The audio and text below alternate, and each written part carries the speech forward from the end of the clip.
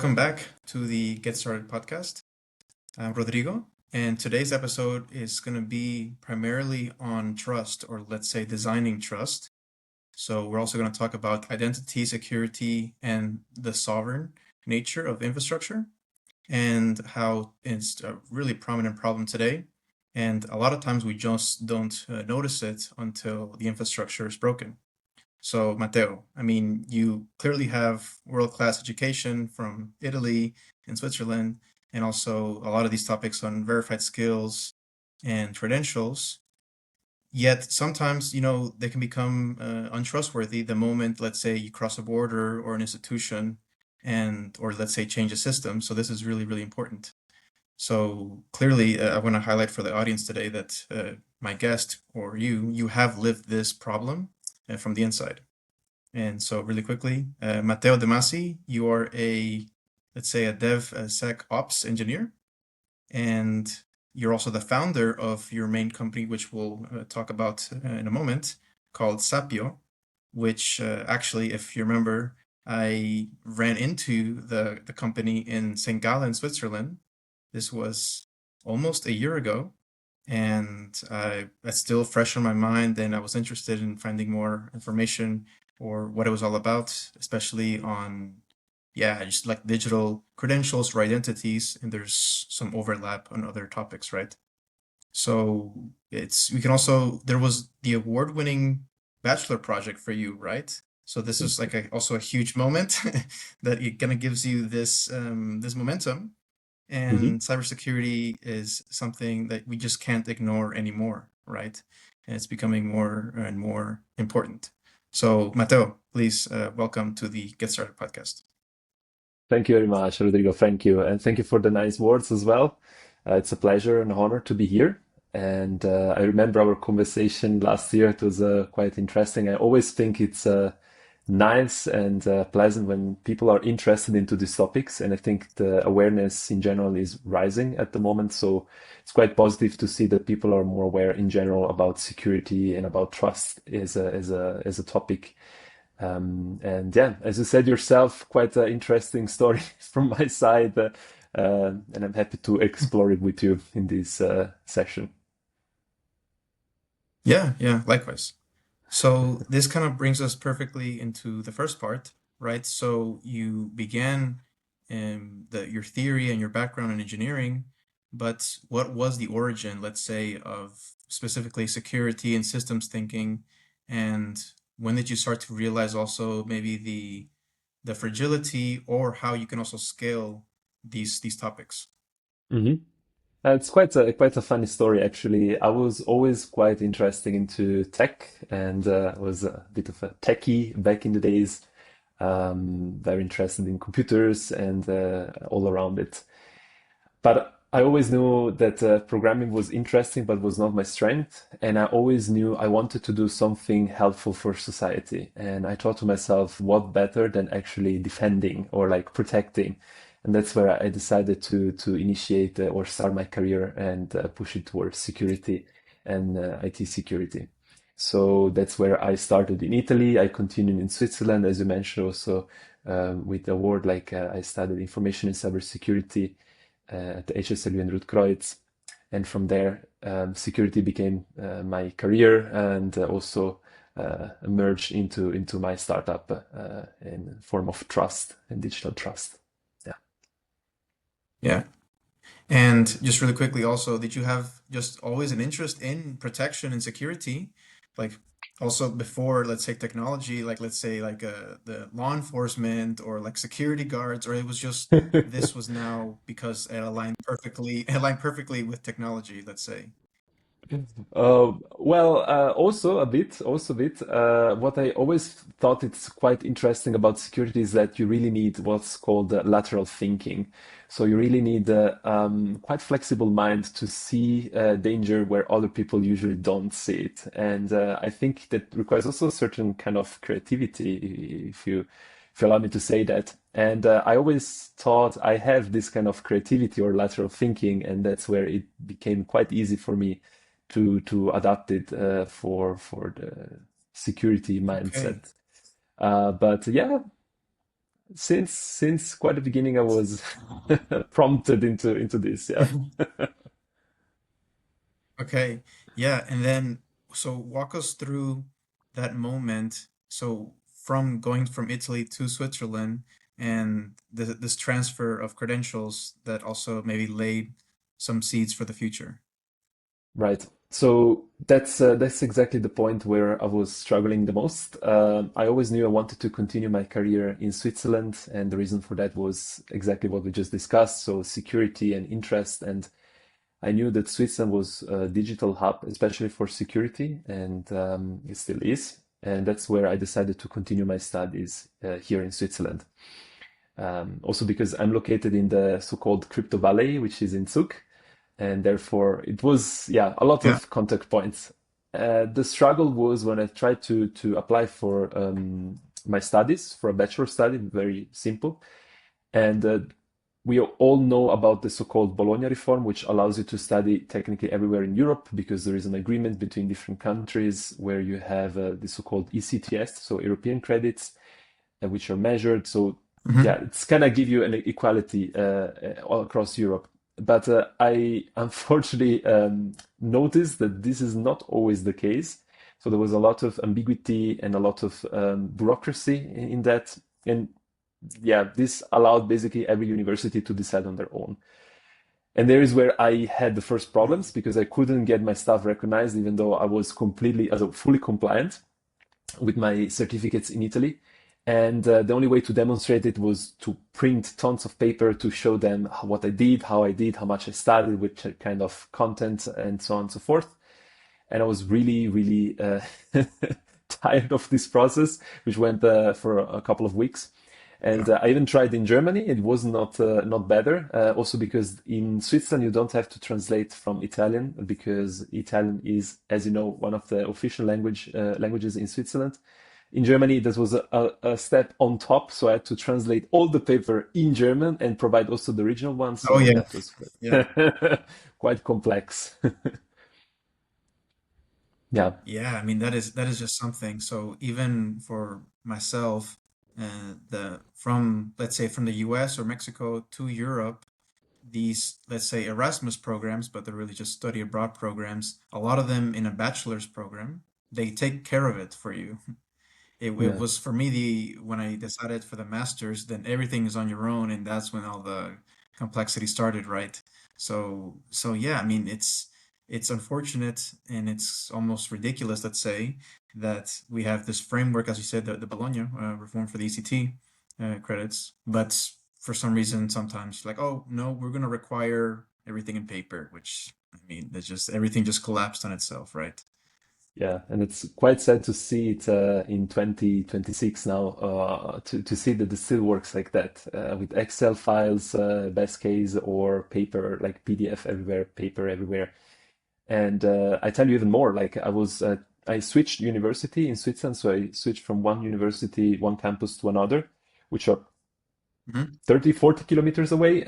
And there I had to repeat the same process again because it was a transfer of studies. So they wanted to see what I studied, what I did so far, and what I need to enroll for. And it was also quite a bureaucratic, long process. And there is really where I had the idea there must be a better way to do that. There must be a better way to allow students or student mobility, better said. Yeah.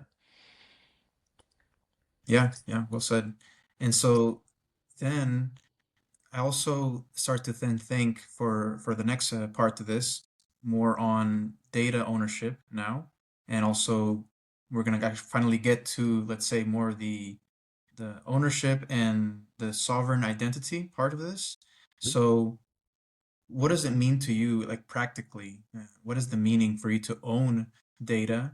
And because this is also, I see it now becoming not only more prominent, but also people want to delete their digital footprint, or just in general, they want to have all their control. And like, let's say someone's building their own large language model, they want all the data to be theirs, right? So how does it relate to you in SAPIO and also for your journey? Yeah. So I think you explained yourself, right? So it's quite a tricky topic. And unfortunately, I think people often neglect it or they underestimate the value of data ownership and privacy, especially in the internet. And I often hear, but I don't care really. Like I have nothing to hide. That's a classic sentence that I hear a lot Yeah. of times. But the problem is that I remember there was one professor of mine which was used to say that a lot. You never know what's going to be the status of your government or the status of the platforms in 10, 20, 30, 40 years. And the problem of digital Yeah. footprint, as you said, is that it could technically be permanent. So whatever you did in your past, whatever you posted, whatever you wrote, whatever you did in the web, it could be traced somewhere somehow, and that's a problem, Hmm. and could become a problem. And also how we handle this data, who we give them to companies which monetize with this data without people being aware about it. So that's also quite a huge topic. So instead of having our data out there, just somewhere in the web, we became again the owner of our own data. Like if we would have really a wallet Hmm. on our pocket, and we store our thing in our wallet, and we decide where to show, how to show, and if we want to show any information of ours based on their needs, instead of just flooding the internet with our information and our history, maybe even. Yeah. Yeah, yeah, exactly. And then that also makes me think because, naturally, everyone, let's say most people in Europe and of course in North America are going to be using American social media, everything from the ones in Meta to Instagram. And now, I mean, there's more options with what was it, the ones like Threads, and I mean, used to be called Twitter, but now X, and there's one called, Blue Sky. So now there's other versions, and from we want to have this sense of we can't just depend on American social media, right? And there's a whole history of their own scandals and going to the government like Facebook. But, what would be interesting for me to see is that we can somehow, of course, have our data ownership, but if we can transfer our current data from those platforms onto either our own or another platform, not quite sure we know how if you're able to do that yet. And I mean, they're starting to add some features, I think, in some of these apps where like, okay, you can download your data, but it's beyond me, right? Right. Yeah, that's also because of the European regulations in terms of privacy, which in Switzerland also very similar. So quite tight regulations compared to other parts of the world, like the US perhaps. And you Hmm. also have the right of being forgotten. So you can delete all your information, and the company which is holding your information is supposed to delete everything which is related to you or to your account in this case. And Yeah. you also have the right to pull your data anytime. So perhaps if you have an Instagram account and you would like to see everything you did on Instagram since you're registered, in Europe you have the right to download all this information in a massive file which stores all the information and tracks everything you did on Instagram so far. And I think it will slowly move to the direction, as you said, that you could technically have one identity and then different providers. So instead of logging in, for example, on different social medias and different identity providers, you're going to be the identity. And then with that, you're going to log in into different services. So you Mm. really shift as I said, the data ownership, and you become the key. You become the actually the one presenting your identity towards different services instead of doing vice versa as it's at the moment. Okay. Yeah, that would be ideal. And for Sapio, how how did you then go and focus more into credentials and also the verification of this? Why was this, or what is the current focus now for this, and so forth? Mhm. Yeah, so maybe for the ones who are hearing for the first time about Sapio, we do actually issue and verify digital credentials, so mainly for the education sector. And that's maybe where your question connects here, is we Yeah. decided especially to focus on this vertical because we saw the need. So as I was describing at the beginning from my personal story, which is one of many, by the way, as you also said on your case, and the more I go, the more I hear this story from different people in different countries. So that's seems to be an issue everywhere. We really see a need first, and second, there are at the moment different sectors which are investigating or try to adopt self-sovereign identities, so SSI, in healthcare, in finance, private sector in general, or automotive sector, or government sector, of course, with the digital identities and so on. So we Hmm. decided what could be a niche, or what could be a sector which needs these kind of benefits from the SSI technology, where at the moment is still not so much done. And then we decided to focus there and to develop SAPIO around this vertical. Okay. Yeah. Yeah. That's what's incredible for me to ideate and think about the theories, and it can be applicable to across many different industries, from different use cases. That's what's exciting about this concept, right? So that we can own it, and we can also then go into different industries, and not only the product owners but the employees and so on and so forth, right? That's what's key, I would say. Absolutely, yeah, because what we are trying to achieve is yes, for specializing in education, but across like really from A to Z. So it could be perhaps a micro credential that you earn while you're studying at the bachelor, or it could be a whole degree, or it could be a certification which you do outside school, or a language certificate perhaps. And then all this becomes relevant when you apply for a job, perhaps. So this is a connection that you mentioned also, for example, with business, right? So how can we connect also the education world with the business world, which is also something a lot of students at the moment are struggling with. Yeah. For example, with internships or applying for the first job or career start always gets a bit complicated or messy. So yeah.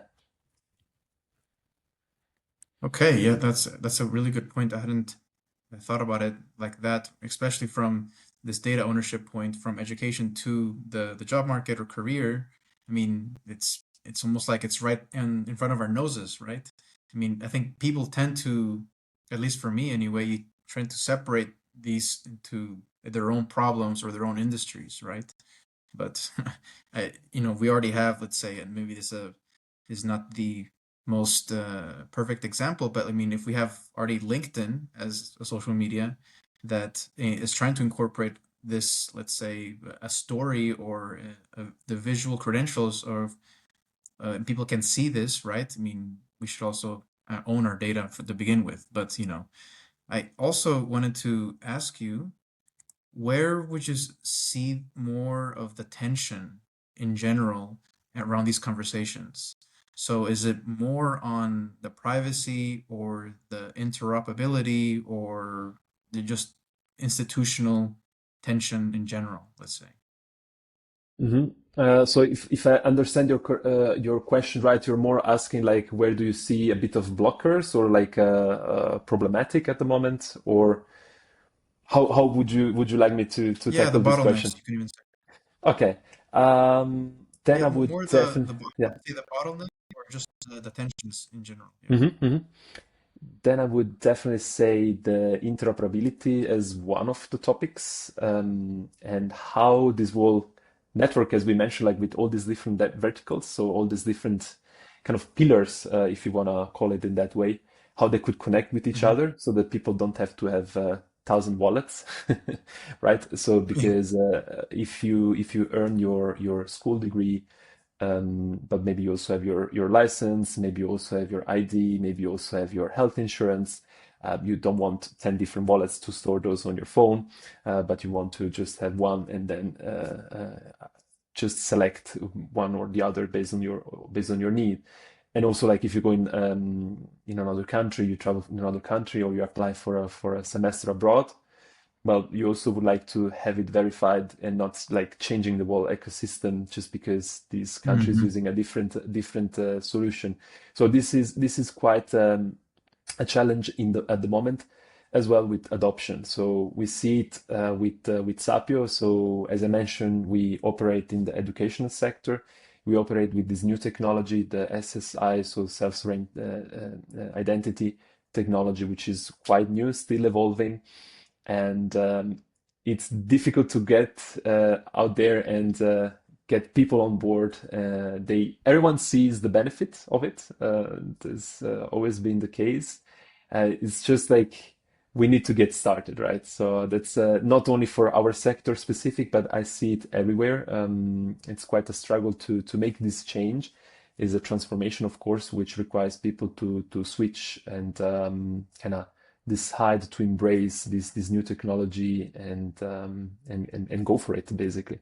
So that's at the moment two quite big challenges or bottlenecks that are out there, but not only for us as Sapio, but in general, I would say. Yeah. Um, yeah, Okay. Yeah. And then also what that gets me thinking is the general topics on how you can connect across different actors, or in this case, let's say cities, to create an ecosystem or even a digital ecosystem that allows these data transfers more easily. So that was something I was trying to visualize for myself. But then, I've seen examples of, let's say, there's let's a VC background per city in Europe. Like that's okay, that's interesting. I mean, at least you can now visualize all the companies and so on and so forth. But, mhm, you know, if you could see this also for, let's say, healthcare or education, and then we expand forward, then it's a whole ecosystem that's connected, and maybe that could be a way to visualize it. I'm just thinking. totally, totally. No, it makes sense. And with this comes also the point about trust, right? So you mentioned different stakeholders. And then it comes the question like, how do you trust them, right? So you have a very complex ecosystem. You connect a lot of dots, sort of, but how Mhm. do you make sure that you can really trust these nodes, right? So this is also a big topic at the moment, which is being developed and is constantly at the moment still under research and development in general in the SSI world. There is also the so-called concept of trust registry. So you would have a kind of a registry of entities and stakeholders that you can trust. And then you have like a kind of a top layer authority, which is either the government or some other body, which issues these kind of check, and then it puts you on this trust registry. Very similar Mhm. for maybe to make a tech example, very similar to what is like out there with the root CA, and if you think about the HTTPS or like the web, something Mhm. similar, but not exactly the same. So this is also what is going on at the moment. Big topic. Okay. Yeah. And then if you think more long term, and say, I don't know, 20, 10, 20, 30 years, like we'll say 10 years actually, 10 years. Let's stay low. Yes, let's stay low. Yeah, you're right. You're right. With the age of AI, things are progressing so fast. But so I've also became interested, right, on you mentioned it just really quickly, more like, let's say, a foundational layer. This is also relating more to blockchain. But do you see this registry or for credentials remaining as is a company, or also it could then become literally this, let's say, invisible infrastructure as a foundation, and people don't even really think about it too much because it's like I don't know, maybe this is an oversimplification, right? But the people that created it, or the person that created the chair, right? It's so commonplace now that no one thinks of it, but someone had to, right? It could be that it will Is lead this how you sooner or also? later. I see it possible, yes, that it could lead sooner or later to something like that. It will become kind of transparent or invisible infrastructure or layer that is just there. But yes, but you also have to remember that trust is always kind of fluid. You can gain trust, you can lose trust. So you would also need to be able to still adapt on that. So what happens if one Yeah. body becomes untrustworthy, and then you need to be able to remove them from the list or from the chain, if you want to call it in that way. So that's also something that has to be kept in mind. But it could be, Mhm. I can see that it could evolve in something similar as what you just described. Okay. And then do you see anything in national culture? Because I mean, of course, Switzerland wants to keep their sovereignty, let's say that, and also their independence. But, let's talk about just general the future of digital business. It, is this something that they're always going to want to protect? I mean, I think they should, right? But then the surrounding countries, let's say Germany and France and Italy, so on and so forth, could that look where, or could that be a detriment on how they view the incentive? Because we talked about it briefly, right? The different stakeholders is one thing, but from a nation or no? Uh, really depends. So there are different layers to this question, right? So the on one side, I think it's also quite interesting what's the perception of people towards the state and the country. Then you mentioned also like perception of other countries, like in general. So how do they see this with each other? So there are really different Yeah. layers. I think it's something that is still evolving. I'm sure we are on the right path, and it will become clear over time. But I would say, or I would argue that in Europe at the moment the path is pretty clear, and everyone is pretty aligned on which direction it should take. But if you look at now towards the people, so there is also the concept of you need to trust also the bodies, as we just discussed, and you need Hmm. to trust the infrastructure as a whole, and you need to be aware, or like you need to be, yeah, let's say you need to be aware of your data because all of a sudden you're the data owner, so you're actually responsible for your data, and that's something that it doesn't need, like it's quite important, needs to be kept in mind. And yeah, in general, like how is this wall working with each other? But I think the direction is pretty clear and is going in the good, yeah, good side. I see it positively. Yeah. Yeah, yeah, I think that's well said. That's also how I view it in general, especially in just in conversation on more of the ecosystem of Europe and connecting cities, right? So I mean, we can separate it into, like as you mentioned, the perception of the nation or the nation state and the regulations, but generally speaking, I do like to see that students don't think about it like this too much until they get into the politics, right? But it's like, hey, yeah, we should grow all as one, and this sense of connection and this mutual trust, I think, is really cool to see.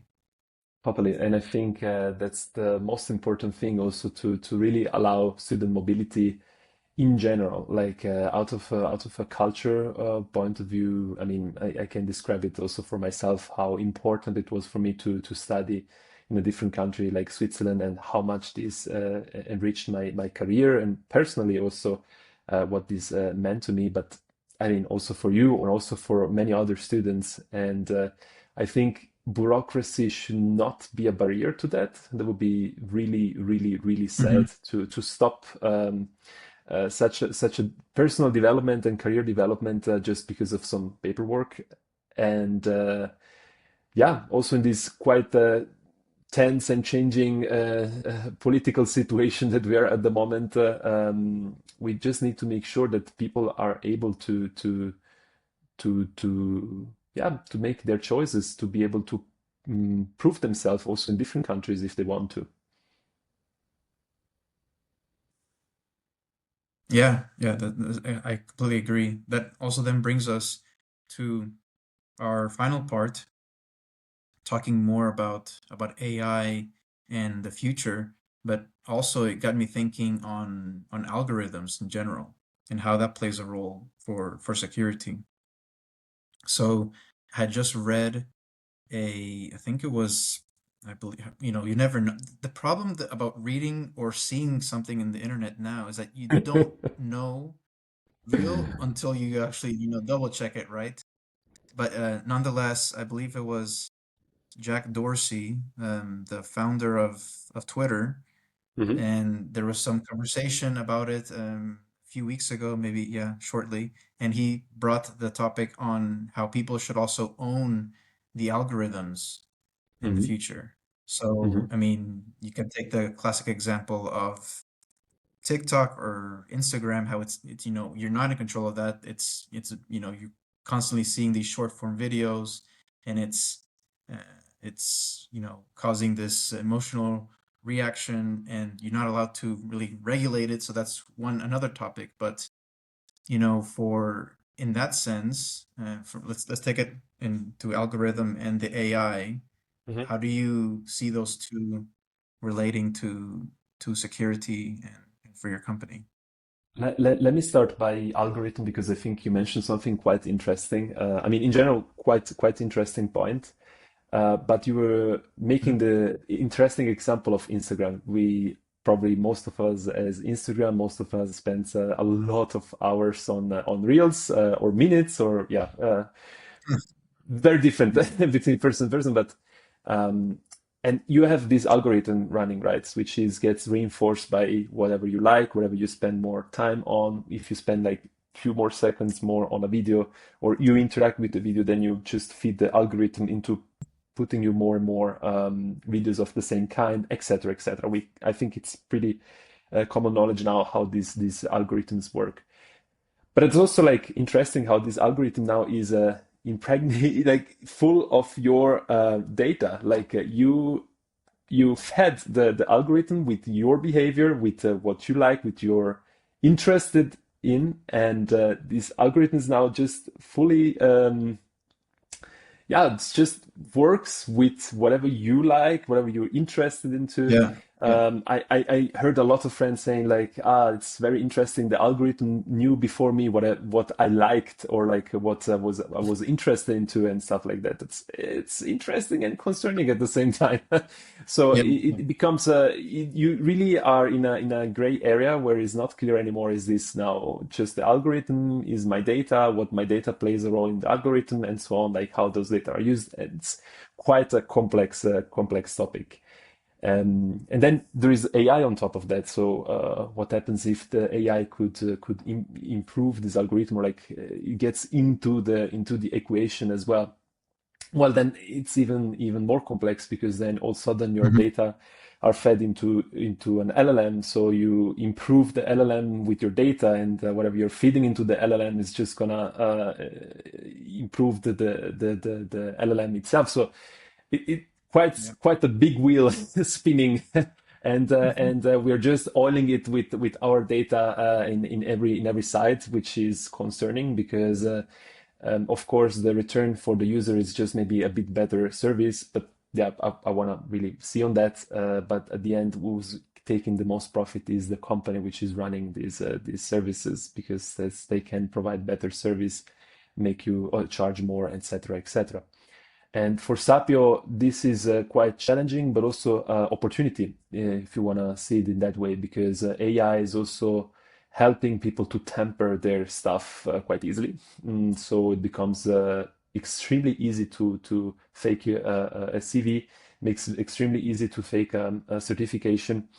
It makes yeah, it very easy to fake different things, qualifications, and so on and so forth. So here is where SAPIO comes in place. Like we offer like a trust layer against this, not because we are against AI, on the contrary, but because we really try to use trust as a barrier to really defend also people who actually did the studies and want to prove themselves against these fake credentials. So I see it both as I said, both as an opportunity because we can offer something against it, as a threat, of course, because it becomes more and more difficult. But that's in general in the IT sector, I would say. Um, but yeah, it's not easy, and I expect it to become more complex with the time. And Yeah, it's gonna make it data ownership and trust even a more complex topics in the years to come.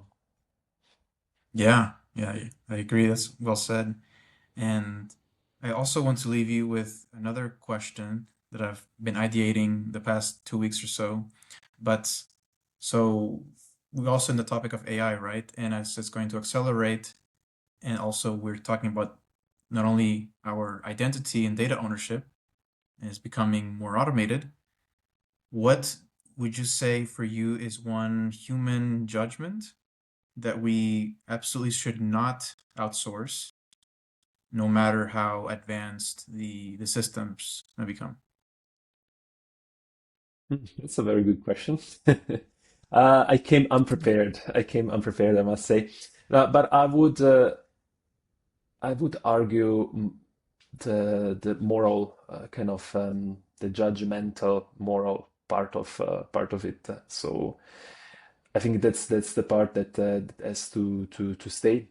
And I don't think we can or we should outsource this in any matter to AI or any kind of automation tool out there. And this applies in so many different contexts, right? So could it be like a student applying for a school or a candidate applying for a job? I don't think that the tool is always able to distinguish and to understand what purposes are and what really means or what the person could carry also out of personal history or skills or knowledge. It's very difficult to put judgment on such soft skills through a machine. I'm not saying that this would not be Yeah, possible, or I'm not saying that the tech would not allow that, but I just see that it's something yeah, I would be careful with. yeah, that's a good definitely a good thought, and I have to agree also generally with the that side of the, let's say, human nature, our ability to connect. There's so much nuance. The soft skills is something that we can definitely, yeah, for the time being, really still uh, advocate for us to remain, right. And also I like to throw in now creativity. You Mhm. know, for example, there's a lot of talk on the arts or all these creative endeavors that there's some people that want to use the AI, there's some that do not absolutely, right? So like we should value art that's only made by humans and so on and so forth. So that's how Uh-huh. I thought about it recently, but I want to leave you with a last if you want to have a last phrase or a last advice to our audience and before we are unfortunately are running out of time, my friend. Yes, sure. Well, difficult to pack it in a sentence. I would just say, um, be really careful with your data and be the owner of your data, be the owner of your skills, your certificates, your what you actually bring out there. Um, that's really something important. It belongs to you. That's really what I would like to say. Yeah, I wholeheartedly agree. Let's remember that the data is yours. Data Okay, is yours, knowledge then is yours. Go out yeah, there and prove it. then thank you, Matteo, and we're going to be now concluding, so we'll see you on the next episode. Bye. Thank you very much. Bye bye. Then